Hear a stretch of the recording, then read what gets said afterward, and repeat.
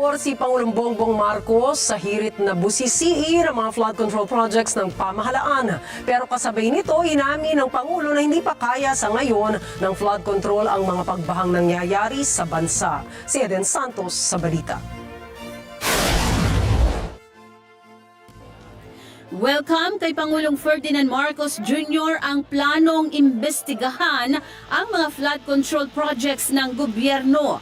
Sa ambush interview pagkatapos pangunahan ang pamamahagi ng tulong sa mga biktima ng Bagyong Christine sa Talisay at Laurel sa Batangas, ay sinabi nito na walang problema kung siyasatin ang mga proyekto na dapat sana ay tugon upang mapigilan ang mga pagbaha sa iba't ibang panig ng bansa.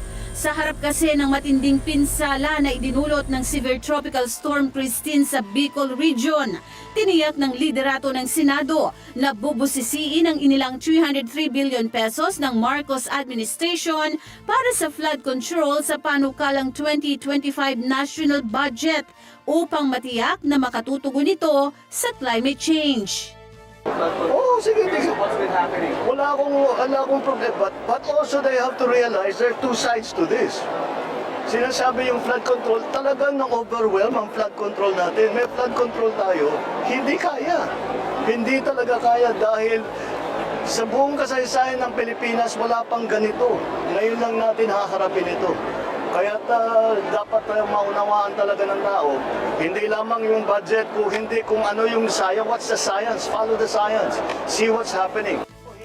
Katwiran naman ng Pangulo na hindi lang sa Pilipinas naranasan ang matinding epekto ng climate change, kundi maging sa iba't ibang bansa. Anya, mas patitibayin ang disenyo ng mga flood control projects. Tignan ninyo, hindi lamang dito. Nakita nyo ba yung nangyayari sa Espanya? Nakita nyo ba yung mga nangyayari sa iba't ibang lugar? Sa States, yung mga nangyayari. Ganyan din. Doon din sa mga lugar na yun, ngayon lang nangyari yan. Kaya gagawin natin, babaguhin natin ang mga design, matitibayan natin yung mga infrastructure, mga flood control, yung mga slope protection, pati yung mga tulay. Lahat yan, kailangan natin baguhin, tignan natin ang mas magandang design. Hindi anya nakayanan ng mga proyekto ang tindi ng mga bagyo na pinalalapan ng climate change. Maraming nagsasabi, nababasa ko sa dyaryo, naririnig ko sa radyo, television, nasa na mga flood control. Nandyan ang mga flood control na overwhelm lang. Tignan ninyo ang statistic.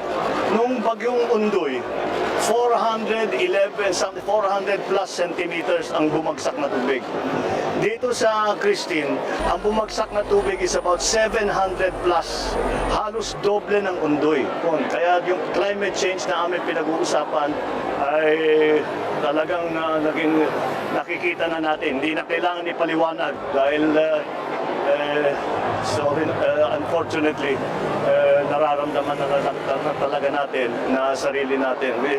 Hindi na natin kailangan basahin pa yung mga report o study ng mga scientifico. Alam na natin kung gaano kabigat ang magiging epekto ng climate change. Aminado naman ang Pangulo na hindi siya nasiyahan at hindi naging sapat ang pagtugon sa kalamidad. I'll tell you the truth, it's never enough. It's never enough. I wish we could do more.